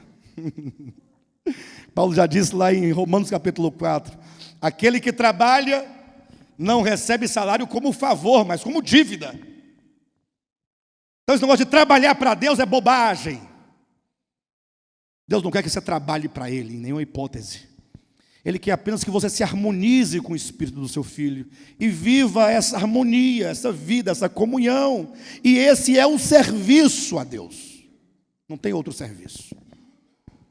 De sorte que qualquer outra coisa que você fizer, que seja de ordem prática, será movido por esse Espírito de Cristo. E, portanto, você nunca vai vender o seu serviço a Deus de ordem prática, porque o Pai, o Filho e o Espírito são doação constante. Quando você entende, você começa a se doar constantemente. Isso é um gesto mais simples de quem entende a unidade de Deus com sua criação. Mas lá vem um filho mais velho, cansado, pensando assim, né? Puxa, eu trabalho tanto. Ele vinha do campo ainda, estava longe, não tinha chegado na casa do pai, mas ele pensava assim, provavelmente. E meu pai não reconhece meu trabalho. Não tem esse problema sempre? Todo mundo, ninguém reconhece meu trabalho. Ladainha, 24 horas no ouvido da gente. Não reconhece, não reconhece, não é? Filho fala, mulher fala, marido fala, pastor fala, todo mundo fala. Reconhece, não reconhece, não reconhece. E aí ele pensando, né? E aquele meu irmão lá, coitado. Não gosta de trabalhar. Pegou a parte dele e foi beber de cachaça.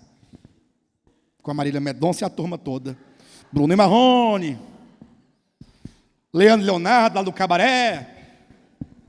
Cabaré é o nome do disco, tá, irmãos? Nome de Jesus.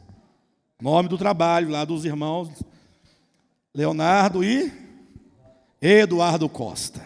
Ela sabe das coisas. E aí, pessoal, pensando, né?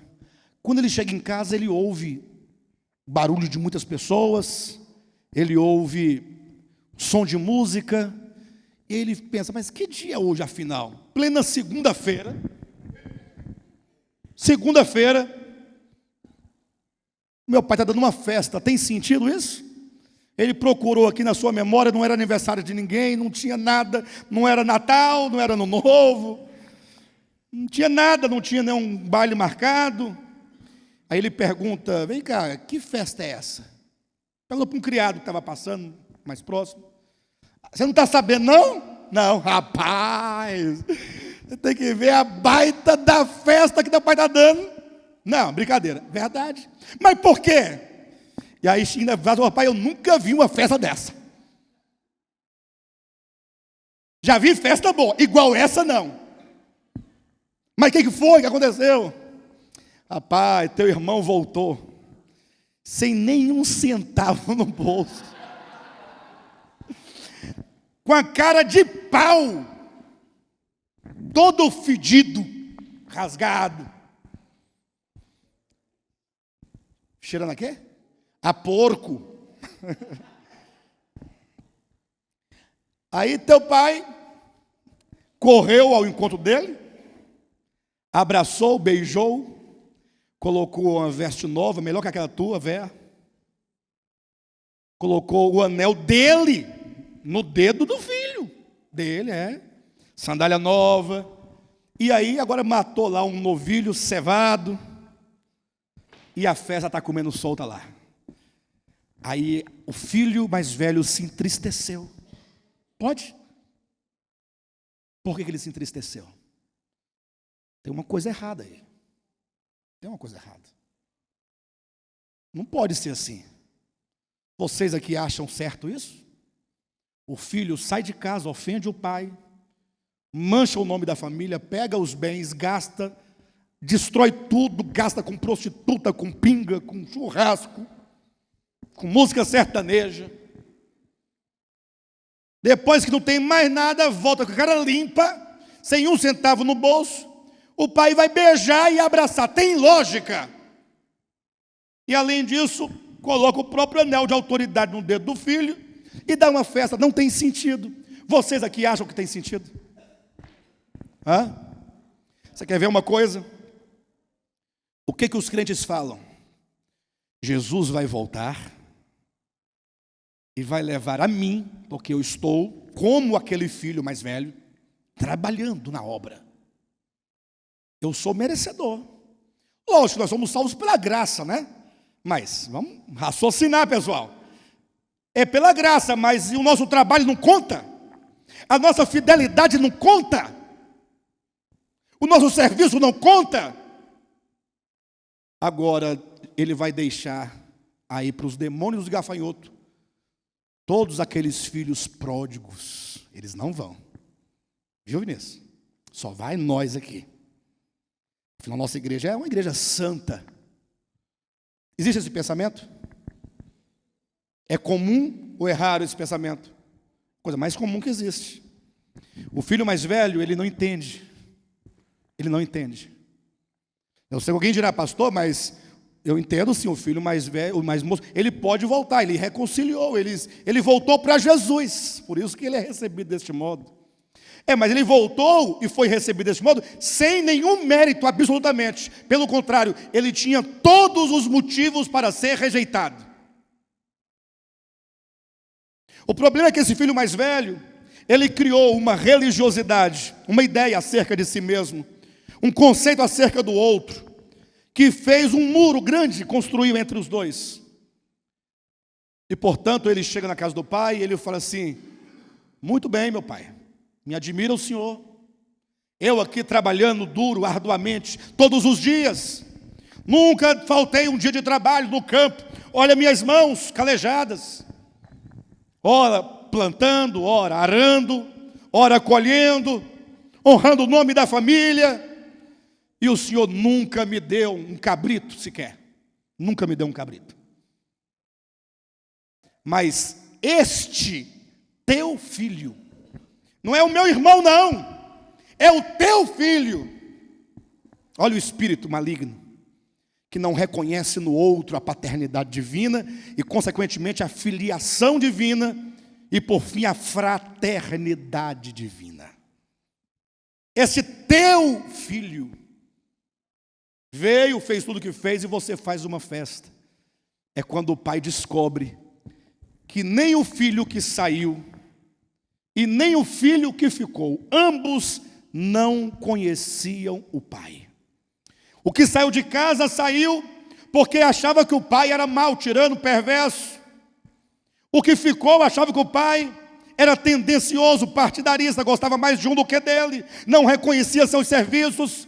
E todo o nosso problema é que nós não conhecemos o pai, não conhecemos o caminho, não conhecemos o lugar.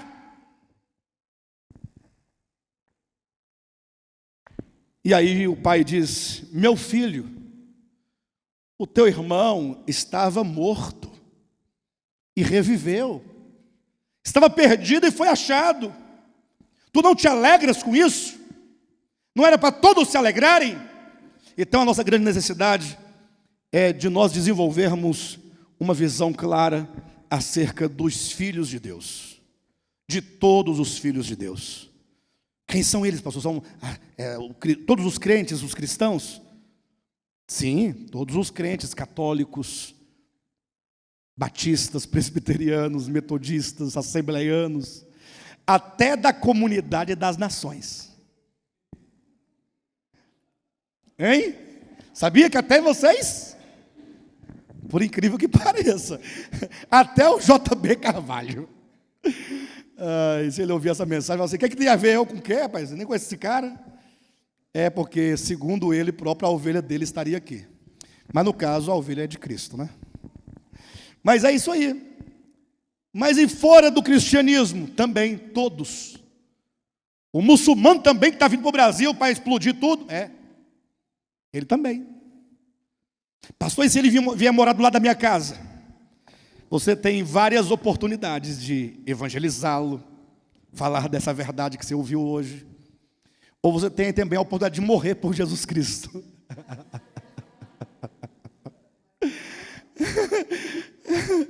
Não interessa o que vai acontecer, o que importa é que você tem a obrigação, enquanto alguém que conheceu a verdade, de amar a todos os seus irmãos indistintamente e parar de ficar projetando uma possibilidade. Se eles vierem, vai acontecer isso. Se eles vierem, vão fazer isso. Não porque eles estão fazendo isso não sei aonde, vão fazer aqui também. E por causa desse nosso achismo, nós estamos sempre nos distanciando das pessoas. Estamos sempre deixando de ser uma bênção para as pessoas. Estamos criando muros em torno de nós. Eu sei que vão dizer por aí: ah, pastor, mas você fala, mas não vive essa palavra. É verdade, verdade, verdade. Nem eu, nem você. E essa necessidade sua e minha. E porque eu e você não vivemos a verdade, não deixa de ser a verdade e sempre será a verdade. Pronto. E eu vou falar a verdade pela verdade, dizendo o que eu preciso dessa verdade. Quando eu falo, mais e mais me comprometo com ela. E precisamos todos nós falar, é verdade. Deveríamos nós, ao invés de acusar uns aos outros de que um ou outro não cumpre essa palavra, e começarmos a nos lamentar. Puxa vida, nós sabemos de tudo isso, mas nós não fazemos tudo isso. Temos que chorar. Fazer como Joel diz no seu livro do Antigo Testamento: rasgar nossas vestes e nos lamentar profundamente. Mas não é rasgar a veste, é rasgar o coração. Falar: Senhor, tenha de misericórdia, tanta compreensão, tanta coisa, e nós ainda tão tardios, por resistência. Bem, todos os efeitos, essa é a ideia dessa ministração. Eu chegaria agora aqui à mensagem de hoje, para apresentar alguns pontos importantes da igreja. E eu não vou mencionar todos, são 6 pontos que eu separei, a minha sinopse começa agora, mas eu não tenho tempo para isso, mas eu vou mencionar 1 ou 2 aspectos que eu julgo importantes. Enquanto a igreja, de um modo geral, protestante e evangélica, prega um individualismo coletivo. Como é que é? Individualismo coletivo? Eles falam assim, por exemplo: são várias as vertentes cristãs. Tem a católica, tem os protestantes e tem os pentecostais. Perfeito? Aí os pentecostais, sendo coletivo, se individualizam numa denominação e falam: os reformados não podem ser salvos, não podem ser arrebatados, porque eles são frios, tradicionais, não têm o Espírito Santo. Entenderam? Sendo coletivo, porque é um grupo, pentecostais, cria uma unidade pentecostal contra o reformado tradicional, que não fala em línguas, que não profetiza, que não busca, que não jejua, que não tem tudo aquilo. Aí eles falam: então nós aqui seremos arrebatados. Estão aguardando esse arrebatamento coletivo, que é individual, no sentido das vertentes. Já o outro, aí vem um reformado e fala: eu não sei se vocês vão ser, né? Eu sei que os eleitos vão, vocês nem creem na eleição. Até acho estranho alguém sendo eleito não acreditar na eleição. Eu sei que nós predestinados vamos. Nós temos a doutrina ortodoxa. Nós estudamos, implantamos as grandes universidades do mundo. Nós temos os melhores teólogos. As melhores teologias sistemáticas são nossas. Os simpósios e os congressos que nós fazemos anualmente em todo o mundo, tivemos um papel importante na história. Afinal, fizemos 500 anos de reforma protestante. Aí vem depois as igrejas escatológicas, Testemunho de Jeová. Só eles vão reinar com Cristo no reino das maçãs e dos animais, tudo felizes. Ou pelo menos os 144 mil que são deles. Eles falam que é um número especial de 144 mil, só que esse número só pode estar no meio deles, não pode estar na igreja batista, em presbiteriana, é deles. Aí vem a adventista, também igreja escatológica. Só eles serão salvos, porque só eles têm a verdade.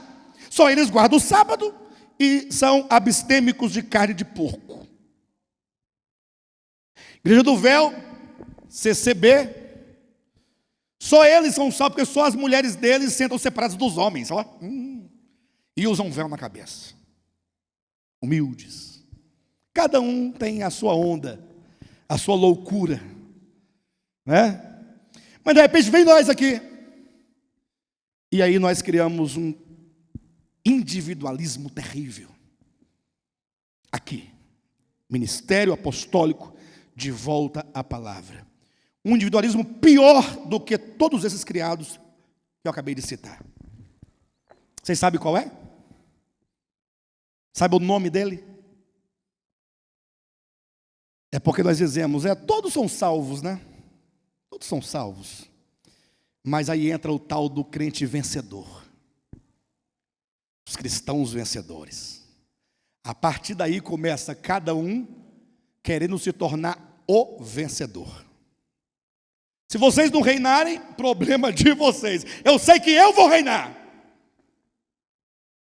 Aí começa essa busca desenfreada pela sua própria vida, pela sua própria vitória. E se esquece de lutar pela vitória do outro. Mas isso é individual, cada um por si. Tem até um videozinho que rola aí na internet, no Zap, no Facebook.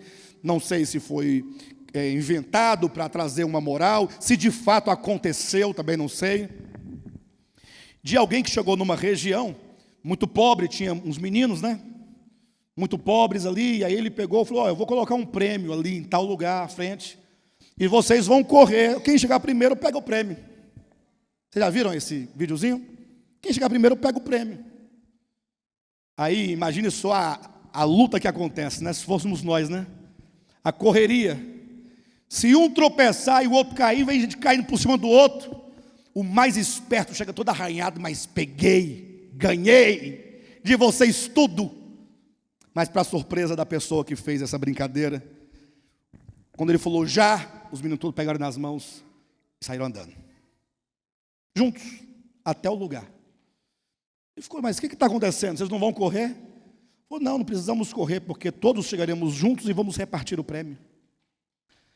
E aí nós então ficamos vivendo nossa vida dentro do coletivo, pensando, eu serei vencedor, eu vou ser um vencedor, e o outro, não, o outro não sei, é problema dele.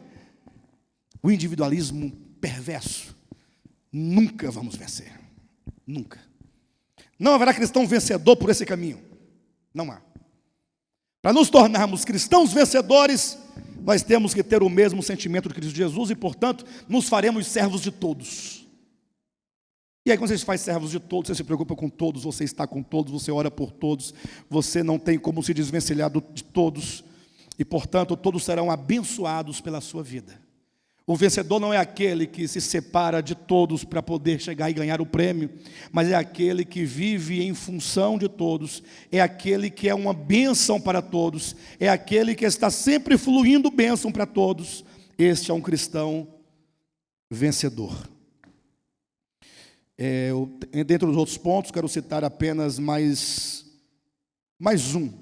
É o problema do nosso egoísmo em relação aos talentos e dons recebidos. Quem aqui tem dons? Dons. Dons é uma dádiva que você recebeu de Deus. A sua própria vida é uma dádiva. Tudo aquilo que Deus deu a você. Deus te deu inteligência, Deus te deu recursos intelectuais, Deus te deu recursos materiais. Vocês também têm talentos naturais. Você pode ser um professor, você pode ser um médico, você pode ser alguma coisa, um músico. Todo mundo é alguma coisa. O problema é que as pessoas agora, elas tomaram todos os seus dons e seus talentos e usurparam. Ou seja, eu tenho o dom de ensino, mas eu vou ensinar somente lá na minha escola onde eu dou aula. Porque lá eu recebo para isso. Pastor, mas não é certo? Lógico, nós vivemos num mundo que você só vai comer se você trabalhar. E você só vai trabalhar usando os talentos e dons que você tem. Óbvio. O problema que nós temos que reconhecer é que se Deus nos deu esse dom e esse talento e este recurso, nós temos que nos entender enquanto mordomos de Deus. E sendo nós mordomos, precisamos então administrar tais dons e talentos para abençoar os outros.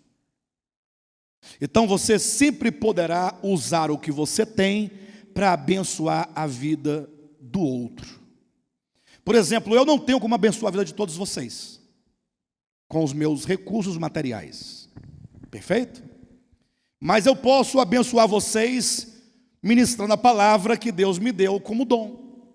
Entenderam? Por isso que nós nos esforçamos para falar a palavra, e várias vezes na semana, em vários lugares. E como eu não posso abençoar vocês todos com meus recursos materiais, eu posso abençoar aquele que está mais próximo de mim, do meu lado. Ah, mas o pastor Renato está mais longe de você. Aí o Moisés ajuda ele. E o Renato ajuda a Lucivânia. E eu ajudo o Gil, está mais próximo.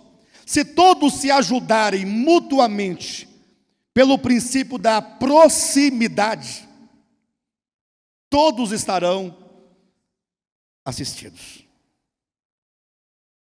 Os irmãos entendem isso? Mas não, nós nos tornamos crentes capitalistas. Nós queremos ganhar cada vez mais para nós mesmos, para o nosso aprazimento. Não somos capazes de ver a necessidade do outro. Não somos capazes de dividir o que temos. Nós temos aí um ranço de uma avareza muito grande. Avarentos. Nós temos o problema da avareza. Você tem e não dá. Com todo respeito, sem nenhum tipo de situação, mas quem tem e não dá é ladrão, porque aquilo que temos não é nosso. Foi nos colocado na nossa mão para nós distribuirmos. Lembra quando Paulo fala assim: ai de mim se eu não pregar o evangelho? Por que ai de mim? Ah, porque Deus vai pesar a mão. Não, ele diz, porque eu sou devedor a gregos e a bárbaros. Devedor? O que você deve para eles? Eles algum dia te emprestou alguma coisa para você ser devedor? Ele diz, não, é porque a palavra que eu recebi de Deus não é para eu ficar gordo, obeso e nédio. Ele me deu para eu entregar. Quem recebe e não entrega, rouba. Vocês sabiam disso? Não, infelizmente eu tenho que dizer isso, não tenho como esconder essa palavra. Eu sei que é uma palavra forte. Fiquei lá de 9 a 20 para meio-dia. 9, 10, 11, 12, 3 horas. Para ouvir que sou ladrão.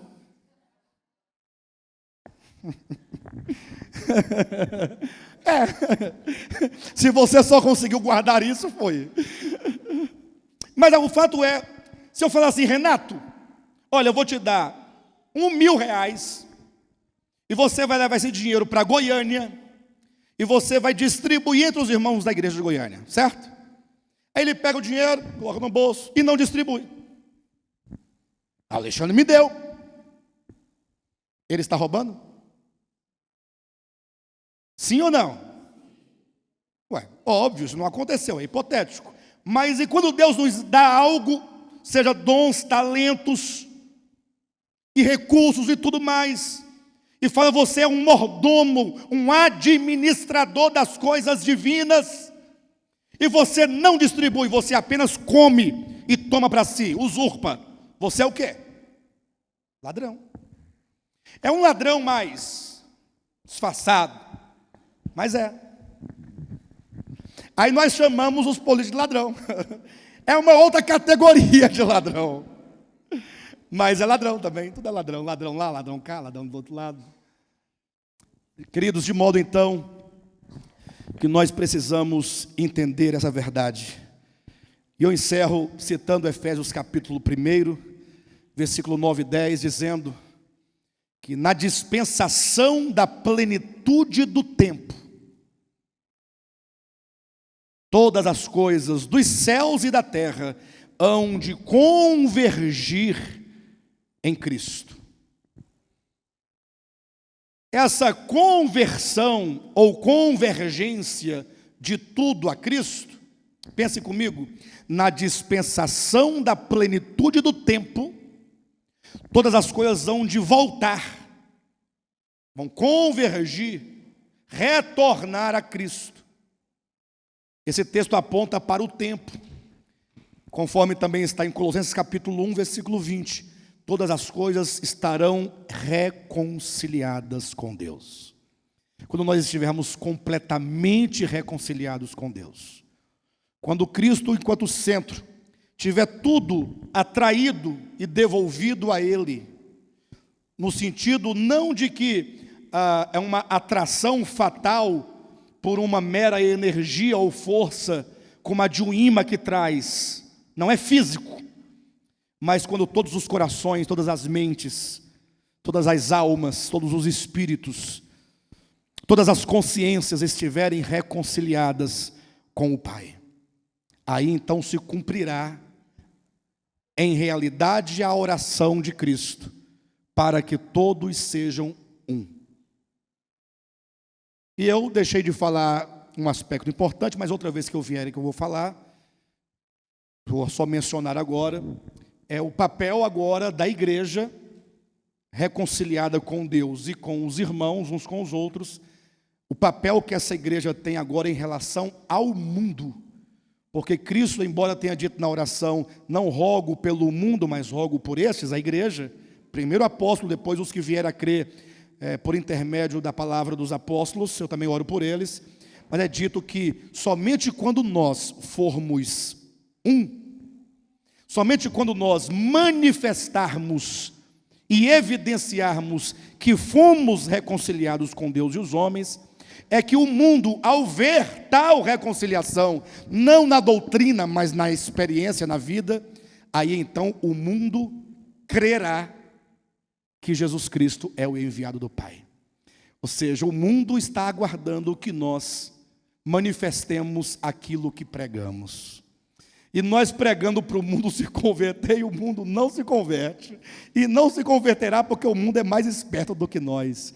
Eles não se deixam levar por palavras, eles querem ver o evangelho vivido e manifestado. Quando o mundo vir esta manifestação da unidade dos filhos de Deus com Deus e consigo mesmos, então o mundo crerá que Jesus Cristo é o enviado do Pai. E aí o mundo também será trazido ao Pai. Mas pastor, o mundo deixará de ser mundo? Sim, porque nós também éramos do mundo. E do mundo, o próprio Cristo disse, eu vos tirei e vos tornei meu. Então o mundo também deixará de ser mundo. E todo o universo, portanto, estará reconciliado com o Pai. E todos voltarão a ser um, como era no princípio. Amém, amados?